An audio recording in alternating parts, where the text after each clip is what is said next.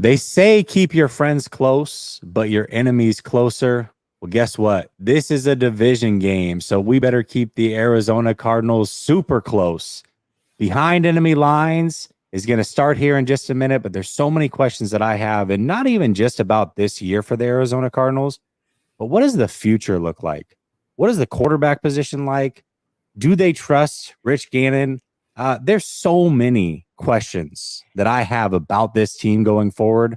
We're going to ask Mr. Mythic these questions next, right after this intro.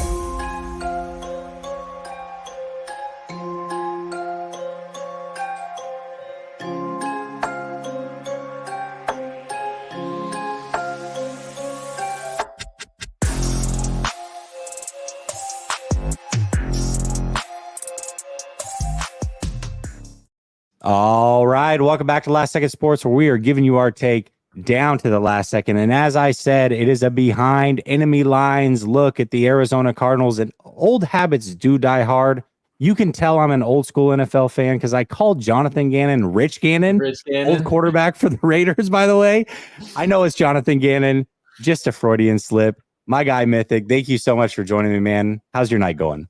Absolutely, dude. Appreciate you having me on. I'm doing pretty good, NBA related. The Suns just traded away former first pick, DeAndre Ayton. Hold on. We can talk about this for a second. I'm a Blazer fan. All right. I live in Tampa, but I grew up in Oregon. I'm a Blazer fan. I'm happy for Dame, but I like that Ayton and a few other pieces came back. So I'm sure that you got your hands full with the Suns content going crazy over there.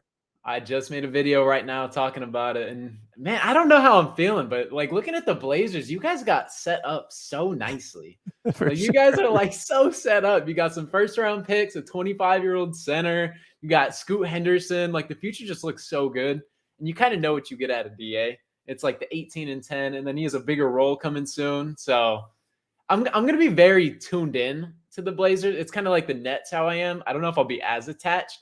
But like Mikal Bridges, Cam Johnson get traded. I'm like a Nets fan now.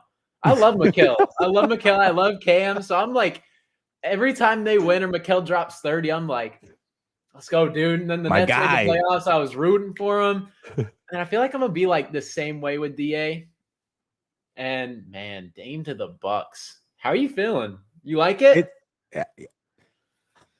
I put a tweet out a little over 2 years ago that said, Giannis needs Dame and Dame needs Giannis. And it finally happened. So I'm excited for Dame. I'm excited for the Blazers that they've got a nice little haul. I'm curious to see what Ayton brings. He fits the timeline more. I think it's a good move. I'm going to be rooting for Dame as well in Milwaukee. And he and Giannis are going to be a pretty good duo. I'm looking forward to see what they look like together. I really am. I think it's a better fit than what Miami could have been. But I know Miami fans are hurting right now because when you go from one trade request of like, yeah, I want to be in Miami. Yeah. And you get the alert on your phone at 3:00 and it's like Damian Lillard finalized trade to the Milwaukee Bucks. I know every Heat fan just threw that phone across the room. Like, yeah. They most definitely did. But listen, enough about the Blazers, enough about Dame, enough about the Phoenix Suns. My guy Mythic runs everything Arizona sports over there. Check him out for sure. But this week, or this show in particular, is about the Arizona Cardinals, their matchup with the San Francisco 49ers. Y'all got a surprise win last week. I think you shocked the world a bit. I will say this, to me, I felt like it was a bit of a trap game for Dallas, only because they were missing 3 offensive linemen. They had just lost arguably one of the top corners in the league and Trayvon Diggs. But Arizona, by the way, shouldn't feel sorry for them. Y'all have been injured like crazy. Kyler Murray hasn't played a snap. Budda Baker is now out. I'm sure you're not feeling sorry for anybody. That was a big win for the Arizona Cardinals. Did that one shock you a little bit? Did that catch you by surprise? What's crazy is this is the one game that I've had us dropping. I predicted wins on the other 2, a loss here, and go figure it's flipped. Like, it's crazy. I can't even like wrap my mind around it fully. It's so crazy. Like, we beat the Dallas Cowboys, choke a 21-point lead to the Giants. Honestly, we should be 3-0. I'm not even going to lie. Like, we should be 3-0. The defense did plenty to beat that Washington team, and I believe they put up we needed 16 points to win the game. and Josh Dobbs fumbles 3 times, and then we're up 21 points against the Giants, just crumbled away. That one just right through the fingers, and then we bounce back and take care of business in Dallas. So I'm happy, don't get me wrong, but man, it's like we could have went from being one of the worst teams in football, is what everyone was saying, to being 3-0 and like, wow, this team is just above expectations by a long shot. And then with Kyler Murray potentially coming back, things could have been looking crazy. What was your prediction for their record this year? Because I know outside of Arizona, it was like, okay, it's like them. They also have the Texans pick. They got a good shot. What are they going to do if they get the number 1 pick? Do they draft Caleb Williams? Do they trade the pick? Are they willing to move on from Kyler Murray? What is it? That was the discussion. And now it's like, well, hold on a second. They really could be 3-0. You're no lie there. They easily could be 3-0. What was your record prediction for them going into this season? I believe it was 5-12.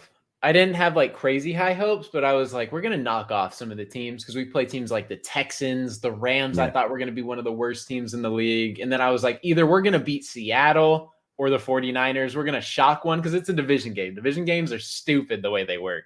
You can be the worst team, and then the best team is just like destroying everybody. They could be 9-0. And then, of course, it's like the Eagles dropped the game to the Commanders last year. They shouldn't have dropped that game. It's just a division game. They're competitive. Every team in the division wants to take the other's heads off. So I said 5-12. I think that's pretty fair. I don't think it's I think that's fair as well. And you're right. I mean, you know better than most, but we still, as 49er fans, are like, if I could just have one game back, it is certainly the game where James Conner went crazy on the 49ers and Colt McCoy. How the hell did they lose that game? So you're right. I mean, it could happen to anybody at any time. That was 2 years ago. We still talk about it. It was like 2021. I remember that so vividly. That was like when I remember I had like COVID and I couldn't make a video. And I was like sitting in bed, just like waking up and like sleeping, waking up and sleeping. And then Cardinals continually have the lead. I'm like, what is happening? And then I like tried so hard to stay awake. And I was like, there's no way we just beat this team with Colt McCoy and James Conner just going crazy. Insane. Yeah, it was nuts, man. It was absolutely nuts. All right, this question was posed to me through a Twitter DM by somebody that watches this show weekly, and I said, you know what, I like this. I'm going to take that this week. If you could take one player off the San Francisco 49ers and put them on the Arizona Cardinals, and I'm going to do the same. Gotcha. What player would that be, and why would you take that player? Ooh, that's tough. I have 3 people in my head. all right. Because number one, thinking. Yeah. Okay, number one, first thing that popped in my head was instant Nick Bosa. We had a chance at Nick, and I'm not mad at the pick. I like Kyler, don't get me wrong, but Nick Bosa, just one of the best ends in the league. You got to take that contract on that he just got. No problem there. I'll take that on gladly. For sure. So if you want to ship him over, I'm cool with that. And then Trent Williams, the only reason I probably wouldn't do that is because he's an older player. Yeah. And we necessarily don't need him. Nick Bosa's super young. And then the other one was Fred Warner. Yeah. Fred Warner. So it's like Fred Warner or Nick Bosa realistically. Probably Nick Bosa, to be honest. I feel like our linebackers are pretty solid, and we could desperately use someone on the line, and Nick Bosa would just wreak havoc. Yeah, he would. He would definitely. That's probably the choice for the Arizona Cardinals that I would go with as well. Man, one player that I've always admired from afar from the Arizona Cardinals is Budda Baker. I love Budda Baker, man, and he's done a really good job against George Kittle throughout the years. I know that he's hurt now, but man, he is just an absolute football player. He would fit in so nicely with the 49ers. I mean, him and Hufanga long-term together would be, I can't even imagine how awesome that would be. So Budda Baker would have to be that player that I would take from the Arizona Cardinals right now. I think that's the easy pick. It's like Budda, and then it drops off a ton. Yeah, Who would be your number 2? Yeah, If but you I had don't a even know. second, you don't need I mean, maybe exactly. Kyler, I guess, but I mean, Purdy's been playing pretty good as well. So it's It like, I just don't know. drops off too far. Yeah. It's like Buda Baker. I feel like the Buda Baker of your guys' team for me is like George Kittle. I love Yeah. George Kittle, dude. Yeah. He's so funny. The mic'd up everything we get from him. Yeah. He's literally just like a big kid playing football at 6'5", 260 or whatever he is. It's so great. Like you just got to respect the way he plays the game. It's just so fun. And him and Buda have great It's funny matchups. because his antics do get a little annoying as a 49er fan when you see it on camera. But I went to the Steeler game week 1, and watching him kind of in between timeouts was very enjoyable. There was they had called a TV timeout. Sam Darnold and Brock Purdy are just throwing the ball to stay loose. And Kittle like walks onto the field and puts his hands out like, "Hey, throw it to me, Darnold." And Darnold doesn't see him. He just throws it directly to the coach next to Brock Purdy. And Kittle just puts his head down in disgust and walks on the field like a little kid. And then there was another time where he like breaks free from the huddle in the TV timeout and he's dancing to the music. I found it actually very entertaining. And I gotta imagine that when things get tight, you kind of need somebody like that in your huddle that just loosens things up. And you're like, it's not that serious. Everything's gonna be fine. We're gonna go and score. We're good here. So I gotta say that I do enjoy some George Kittle for sure. He just brings things down back to earth. Yeah, he definitely does. A couple super chats here. Keenan Gims says, I'm a member. Thank you, Keenan. Appreciate you. Double B Studio says, I live in AZ and now representing, or I live in AZ now representing the 49ers. Is there a lot of 49er fans that you've seen in Arizona, or how's the mix? There's a lot of everybody out here. I feel like Yeah. I hate it because our home games are never home games. It's always dominated by other teams' fan bases, especially Dallas last week. The people that were telling me they went to the game, they were like, Dallas fans were everywhere. And that kind of makes sense because them, San Fran too, same thing. I went to one 49ers game like 2 years ago. 49ers fans were dominating our stadium, and I hate it. I hate it so much. It's not just Arizona, by the way. We took over Pittsburgh. We've taken over New Orleans. We did it to Dallas in the playoffs. It's 49er fans. When the 49ers are good, man, they travel extremely well, man. They really do. They really do. So Double B Studio says he predicted the Cardinals would win this week. You said that almost like it's past tense, though. So I'm not sure if I believe that's still the case. Brother Bob, he's my resident trash talker, so forgive him. He says Mythic is a perfect name because, well, the Cards winning is a myth. Hey, fair enough. I can't hate on that, man. Frank Tom Ocean says, I love these videos. Thank you both. Go 49ers. Yeah, seriously, shout out to you for coming on, man. Behind Enemy Lines is it's fantastic. I love learning about the opposing team. I love this show weekly as well. And Dazza says, do the Cardinals regret signing Kyler to the big contract? They seem to be doing okay with Dobbs, and he's earning much less. Well, Dazza, this is a great segue because the next topic I had was actually just this. And it's not just Kyler and Dobbs, but I'm going to throw Caleb Williams in there as well because this was taught going into the season that they could get that number 1 overall pick, and maybe they still could. But let's talk about Dobbs and Kyler and answer the question here, and then we can get into the Caleb Williams side of things. Do you what's the pulse on Arizona Cardinal fans? Are they kind of reluctant and not happy with the Kyler signing? Are they all for it? How do they think about Dobbs? What's that dynamic right now? We are everywhere.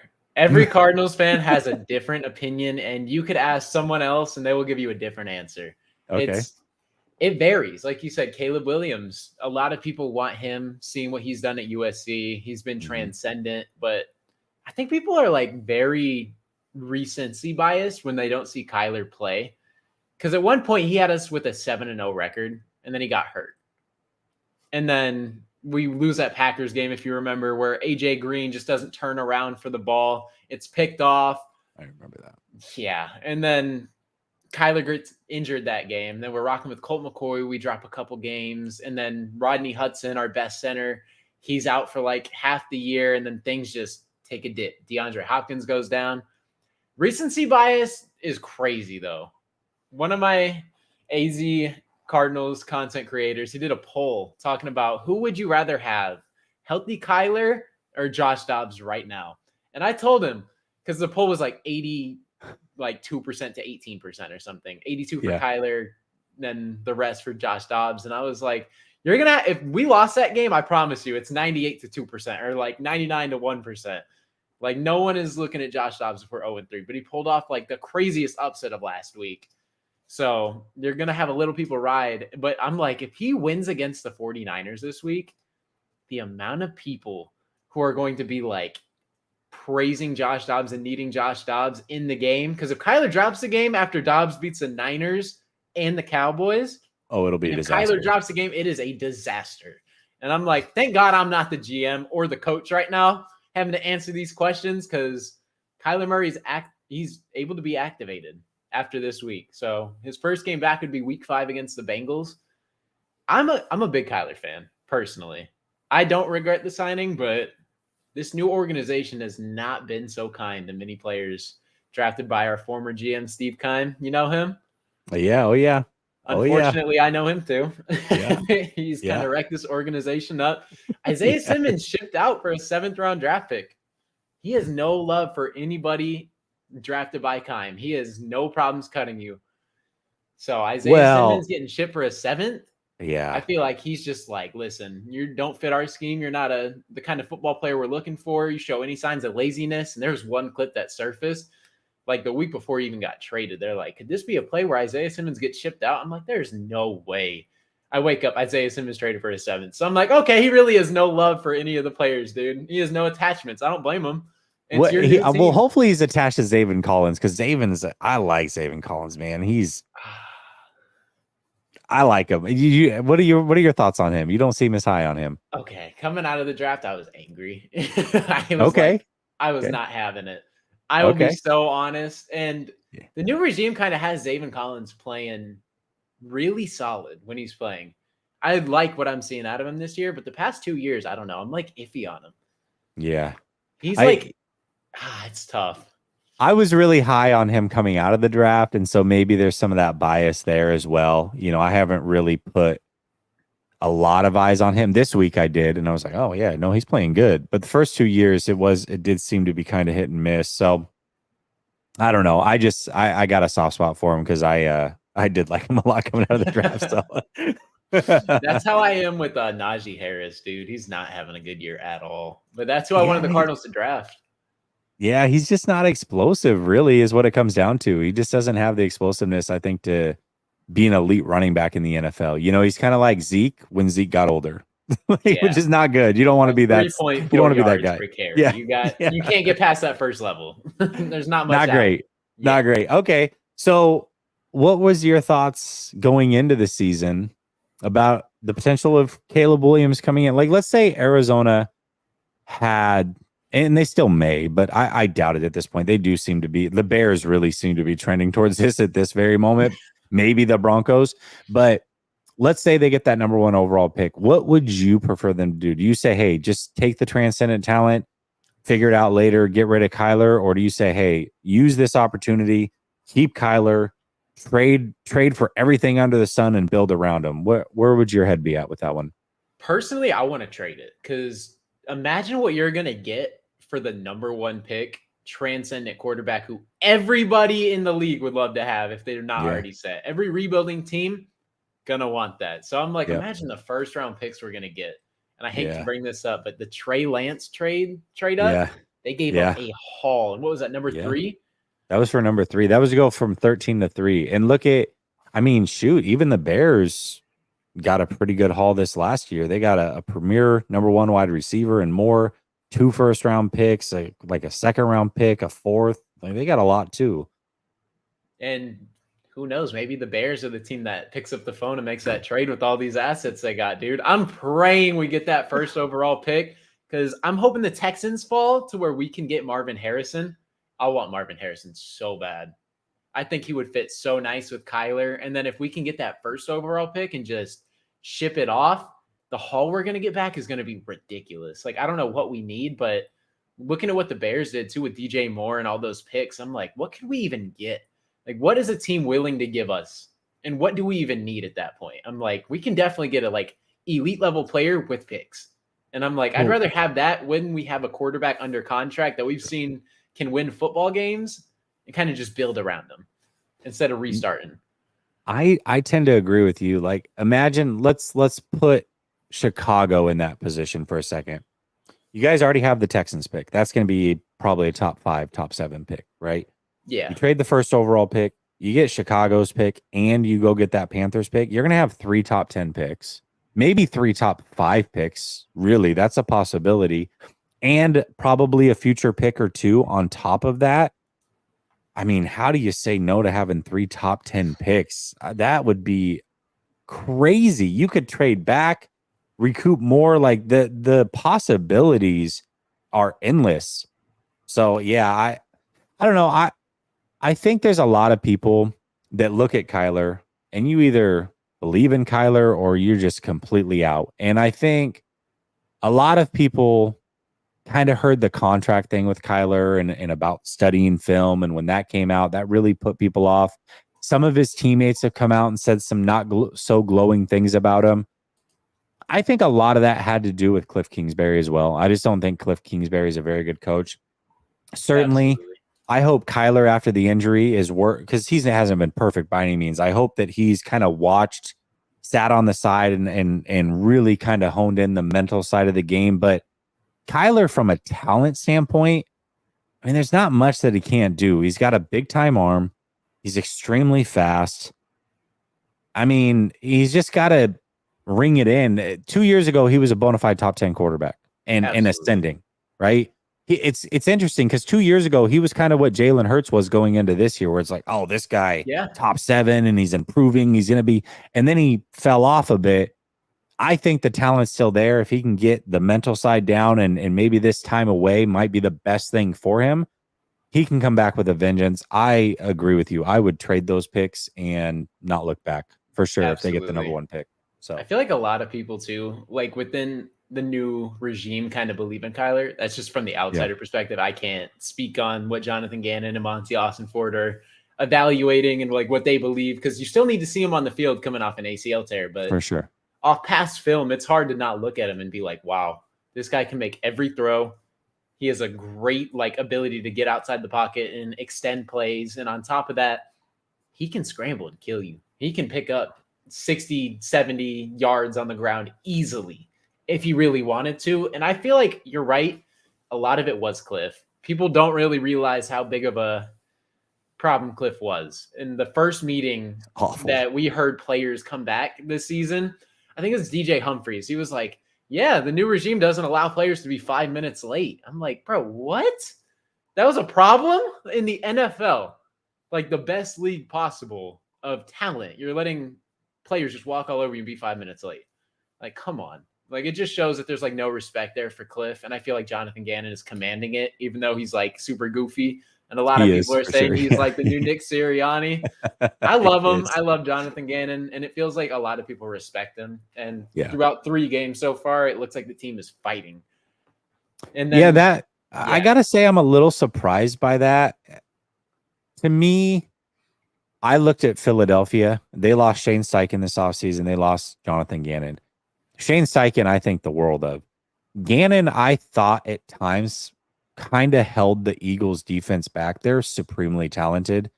And yes, they had a ton of sacks, but they gave up far too many big plays and points. And I was like, I'm not sure that Gannon's that great. Then he got hired in Arizona. I thought maybe it was a year earlier than what he should have and going and getting a job.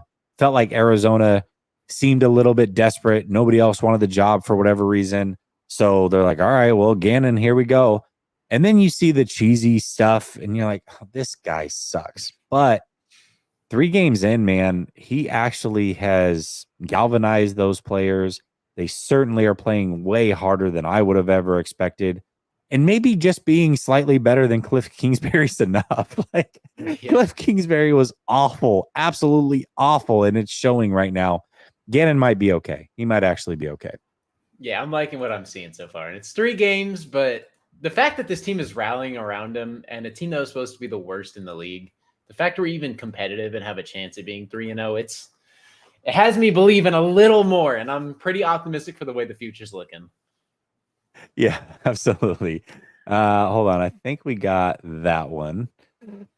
Tinker says, remember when the Cardinals were in Phoenix and the 49ers were actually in San Francisco? Food for thought. Yes, I do remember that actually. A little too well, Tinker. A little too well. Thank you. Brother Bob says, doesn't matter. Dobbs or Smurf, Niners slapping AC. Smurf is crazy. Smurf is crazy, actually. Double B Studio says State Farm Stadium is Levi East. Laugh out loud every year. I do gotta say though, I went to not to watch a Cardinals game, but the Final Four was there like 5-6 years ago, and I'm an Oregon. I'm originally from Oregon, and the Oregon Ducks were in the Final Four. It was like them, Gonzaga, North Carolina, and like South Carolina, oddly enough. And so I went there and watched the Final Four. I had a hell of a time. I thought it was great. I enjoyed myself. So Raj Beer says Cards beat the 49ers. McCoy and Connor you can't underestimate them. Yeah, $2. You got cut off there. I know what you were trying to say. Daza says, how did the Cardinals stop the Cowboys rush, and can they do the same against the Niners? So you're saying pass rush, not their running game, because Dallas did run kind of all over Arizona, but they did hold up quite a bit against that pass rush. Is the offensive line just that much improved? I know that there are some new faces there for sure. What is it? Will Hernandez, I think you guys picked up. Yeah. He's a beefy dude, but he's on the interior. Like why is the pass rush holding up? Or is it just Dobbs is getting rid of the ball so damn quickly? What's happening there? I feel like it's a lot of like system is terms of like Josh Dobbs just like make a quick, easy read. I feel like the offense is pretty simple for him. It's not like a lot of big plays. He's finishing under 200 yards, but the line has looked way better than it has in years past. And yeah, shout out Paris Johnson, man. Paris Johnson, Will Hernandez, DJ Humphries. They stay healthy. We're not looking horrible. I don't know like how long they'll stay healthy though, because DJ Humphries always seems to go down at some point, and it sucks because he's really good when he's on the field. When he's on the field, but the offensive line has definitely played a lot better, especially in the run game. Yeah, Connor's balling. I keep waiting for him to just fall off, and he doesn't. He's actually really good. He's really good. I'm not saying this year. I'm just saying every year. I'm like, he's not that good, right? Like he's, he was like the guy that came in and replaced Le'Veon Bell, and he's cool, but he's kind of slow and clunky. But no, he's just really good. So at some point, we're like 5 years into this thing. I should probably start believing that he's a pretty good player. Toby Rivera says, I look forward to this day. Good luck to the Cardinals on Sunday, but not too much good luck.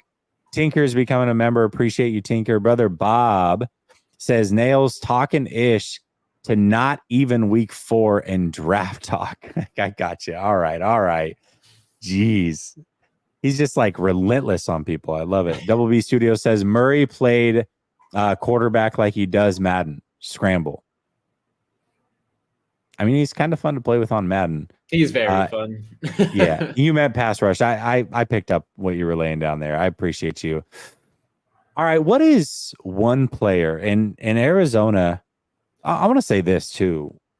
Surprisingly, they looked physically imposing against Dallas. Not just throughout the plays, but Arizona's like they just look big. It's like you had the D1 team roll in and they ended up, like we got to play this D2 team. We just got to pick up a game on our schedule. Like that's what it felt like.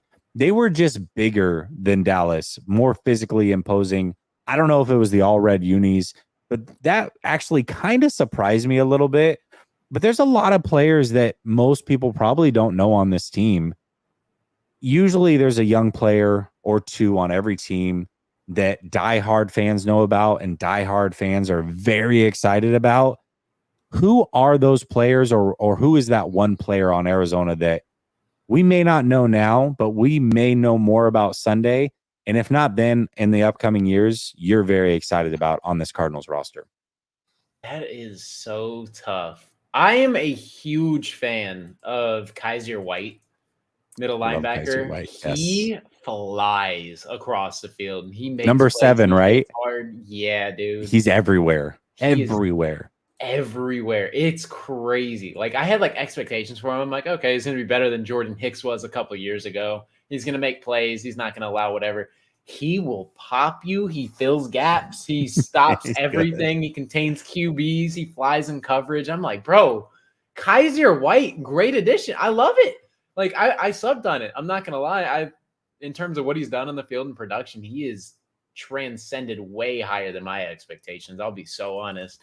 So I'd keep an eye out for him, especially. And then Michael Wilson, Okay. receiver. Michael Wilson, he's Yeah, led the tell me team in about him. receiving yards 2 of the 3 games so far. And he easily could have in week 1, but it was Hollywood. Hollywood got a couple more targets. But Michael Wilson has been fantastic for the Cardinals this year. Rookie receiver, super big body. My comp for him was Michael Thomas. He just creates separation. He just does so much. And he was like a 3rd-round draft pick. So obviously, I'm really high on him because his separation is just elite. He's not like the fastest or anything. He's a solid route runner, gets insane separation. I'm really high on him. Interesting. Michael Tom. I like that. I like that. Well, and you guys had a similar player in D Hop that went to the Titans. I was kind of surprised that they traded D Hop. I know that D Hop came off the injury, but it sounds like you kind of low key went and got his replacement as well. And so it makes a lot of sense now. That's a player that I was not too familiar with and how he was doing for Arizona. I do remember him coming out of the draft, but I had no idea that he had led the team in receiving 2 of the 3 weeks. So that's a very, very good name. And Kazir White, he's bounced around a little bit. I know that I think he started with the Chargers. Was he in Philly last year with Yeah, Gannon? I think he he followed was. Gannon here. Yeah. So usually like when a new coach takes over, they bring a guy or 2 with them to just kind of incorporate the scheme. And the linebackers were the quote unquote weak point of Philly's defense last year. So I didn't expect that much from him this year either.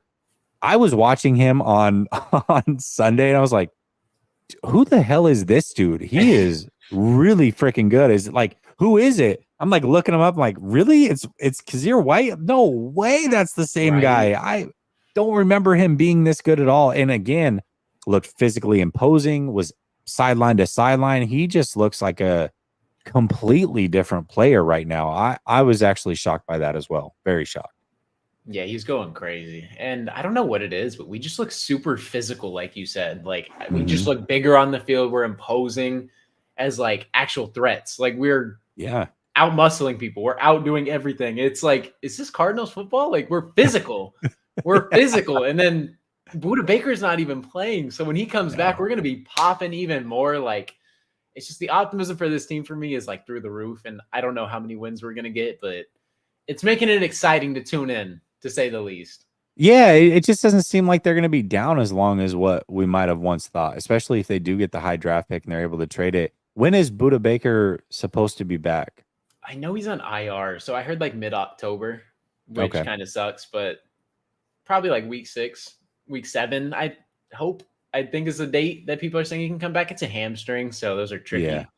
Yeah, but I'm hoping week 7, week 8, somewhere around there. Okay. And Kyler, I mean, I know that he can come back as early as week 5. Do you expect him to be back? Like, is he trending to be back, or where is he kind of at? He's posting a lot about how he's coming back soon and he's going to be returning. And then the coaching staff just won't give an answer, as they shouldn't. I like the I agree. just like keep it low key. Don't let people, especially the Bengals, if we can knock the Bengals off, huge win. Yeah, I don't know if it'll happen, but huge that would win. be huge. And then if Kyler does come back, then you don't want to tell him right now, like, so they can start prepping. But I think if Kyler does come back, I think he will be activated.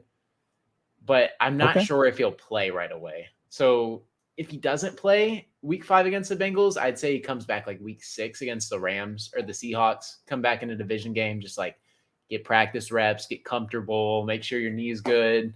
Don't want you coming in here and you're just like not comfortable and you're super stiff and you don't know the playbook. Kind of just like ease his way into it, just kind of activate him, get him up to speed. Yeah, there's no reason to rush it. I will say that makes the later game this year more interesting. If Buda Baker and Kyler are back, I mean, I think that makes it a tougher game. I think this game is a little bit tougher than what we anticipated, anyways.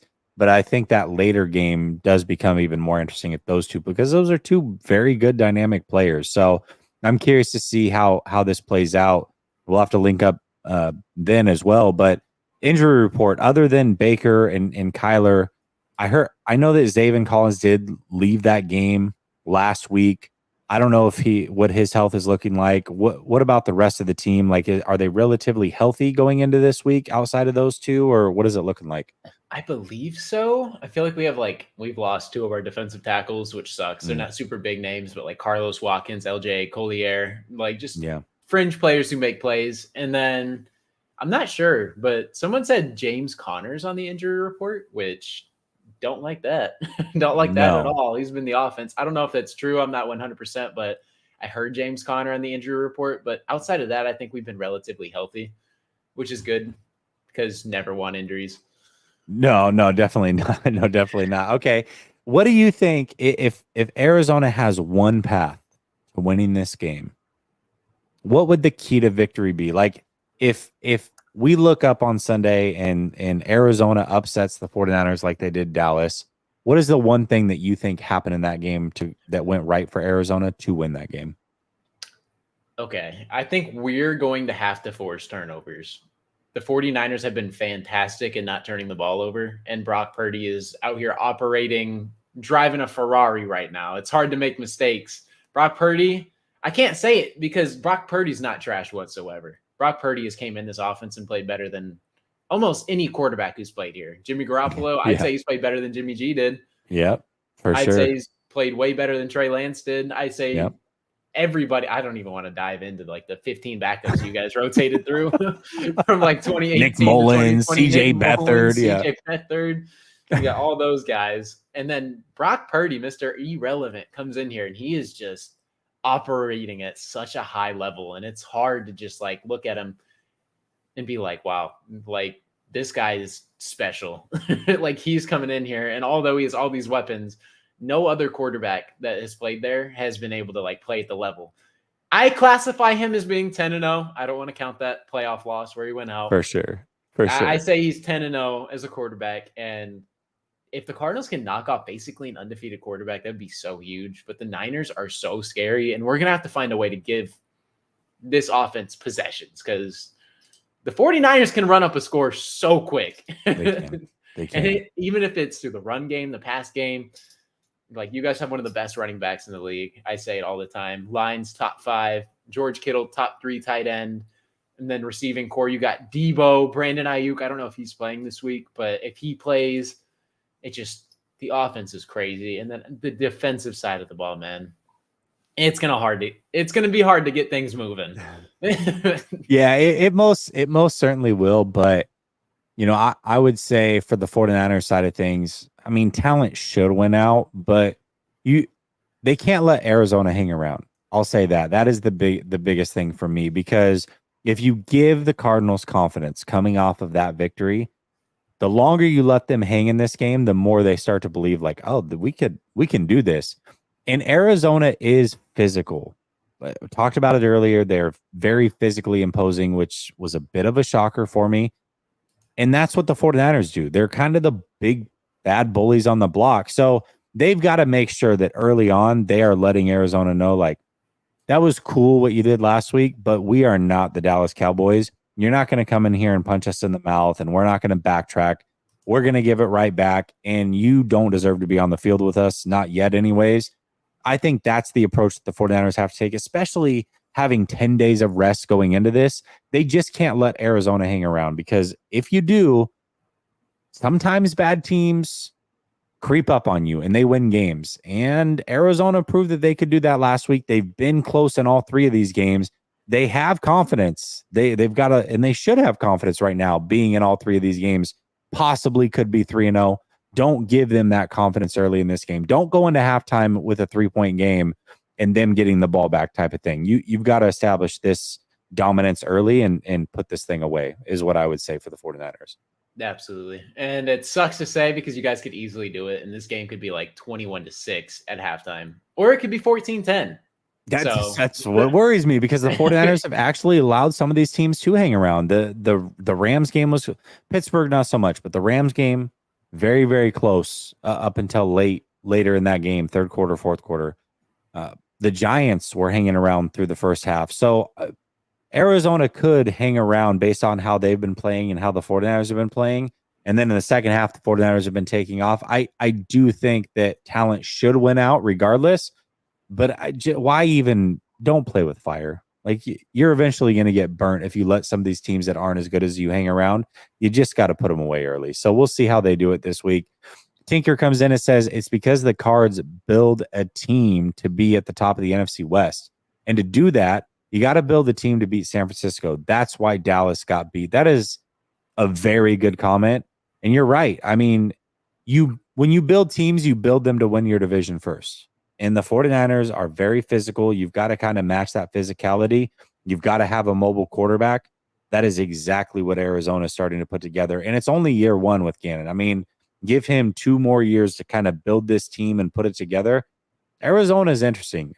It seems like every time there's a team that's down in the NFC West, whether it's Seattle last year, the Rams even a little bit this year, Arizona, they just don't stay down for long. It's like, okay, give me a year and we're going to bounce back. And it seems like Arizona's starting to trend that way as well. Surprisingly, it really is. They're better than I expected.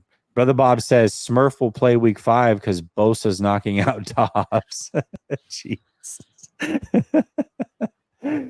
Cast Legion 49 says, I'm here because Grant told me to. LSS Bell. Appreciate you. Just came over from another show and he said to come over here. So thank you for that. It's Vito Baby says Arizona injuries. Chris Barnes, linebacker, Jonathan Ledbetter, defensive end, Josh Woods, linebacker, James Conner, running back, Kelvin Beachum, offensive tackle, Zaven Collins, linebacker, just looked it up.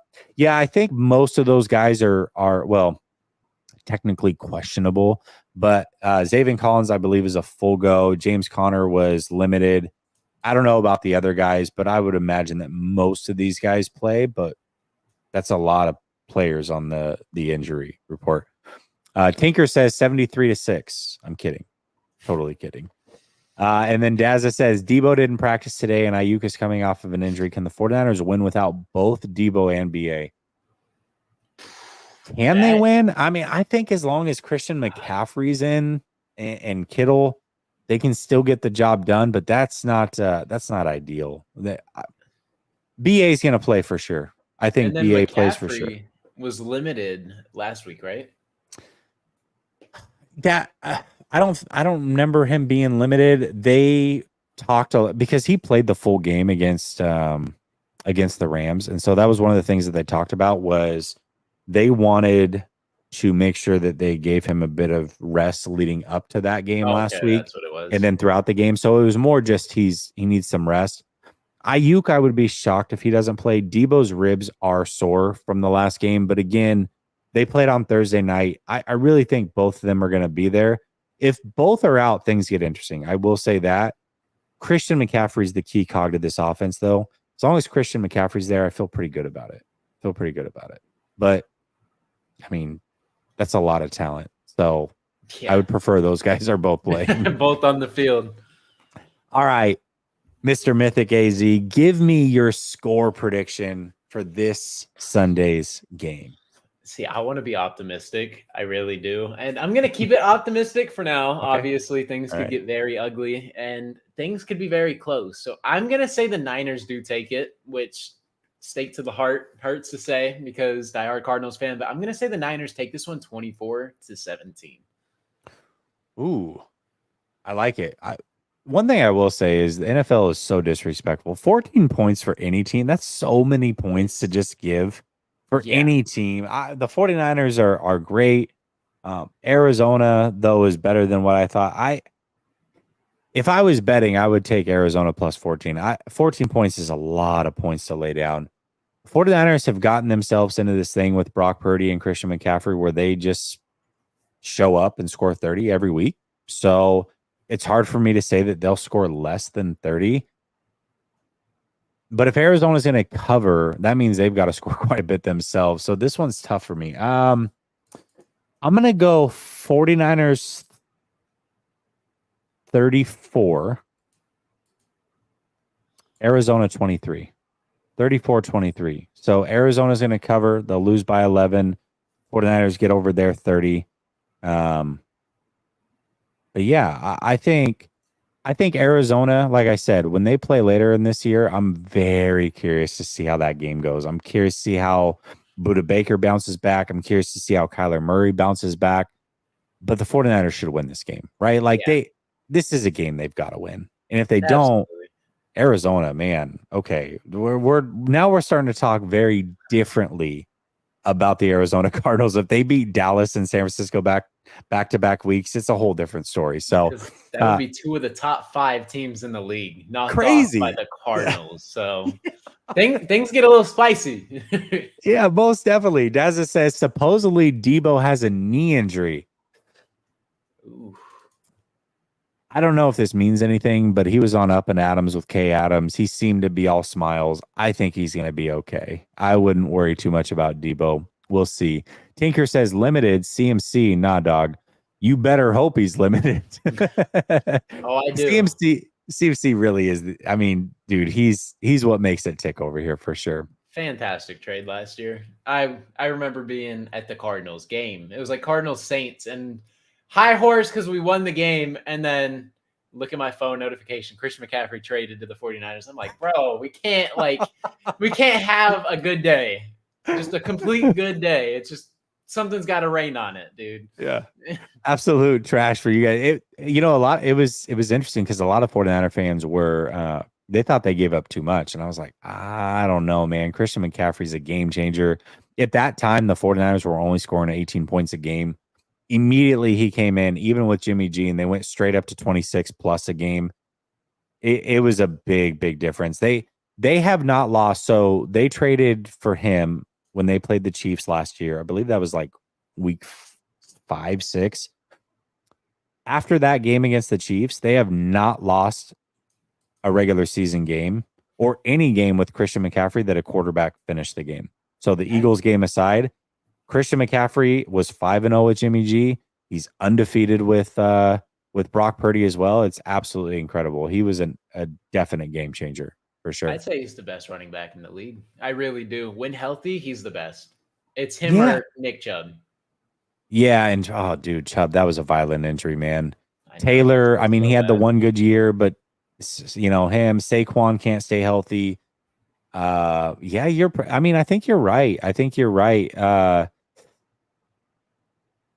I can't think of a better running back right now. I mean, every other running back's gotten a little bit older, or can't stay healthy, and he's transcending things right now. Brother Bob says Niners 44, Arizona 6. We're slapping these fools all day. Okay. Tinker says, not kidding, 24-21 Niners, but it won't be as close as you think. So I think what Tinker's saying here is the 49ers win, and it looks bigger, and maybe Arizona gets a late, cheap touchdown to make it look close. Yeah, something like that. It's Vito Baby says, I'm thinking 27-20 Niners as my prediction. My first NFL game this weekend, so I'm excited to see my Niners in person. Any tips as well for first time? Wow. Well, you're going to a home game, so you don't have to worry about getting into any fights or anything stupid like that. Jeez, the fights, dude. I would say tailgate. Definitely tailgate. It's a lot of fun. 49er tailgates are great. They march into the stadium together. It's a good time. Get there early, take it all in, just enjoy your first game, man. It'll be a lot of fun, man. You'll enjoy yourself for sure. All right, man. Listen, it looks like 49er fans are, for the most part, giving Arizona a lot of credit, as they should. Definitely not something we expected coming into the season. I'm going to put your name up here again, and as I always tell my peeps, make sure that you go subscribe to Mythic AZ, because if you want to know about opposing teams, you don't go to the national media, you go to opposing content creators. And if nothing else, if you just subscribe so that you can go into the chat and talk a little trash after the game, I'm sure he will take that. Give him a subscription. Go check him out. Mythic AZ. You type that in. He will come up. He has a basketball channel that he just started. He's also got the Cardinals channel. Does a really good job, man. I can tell you put a lot of effort in your channel. Your thumbnails, you put a lot of thought into those. Your titles as well. And then also, I couldn't get a hold of this guy all day. I thought he was going to stand me up. He was editing all day long, literally just grinding videos and editing. So you can tell he puts a lot of effort into his channels. And I appreciate the hell out of that. I'm kind of a one-guy crew over here as well. I make all my own edits. I do all my overlays, my thumbnails, my titles. So I appreciate the grind that you are on, my man. Keep it up over there. Go give him some love. And until I think the post game, actually, no, Friday. I'm going to be back Friday with Coach. Check us out Friday. See y'all then. Hold on real quick. Super chat on the way out. Tinker says, new man, Stephen A. Smith knows everything. Yeah, he doesn't. All right, y'all. Have a good one. Peace.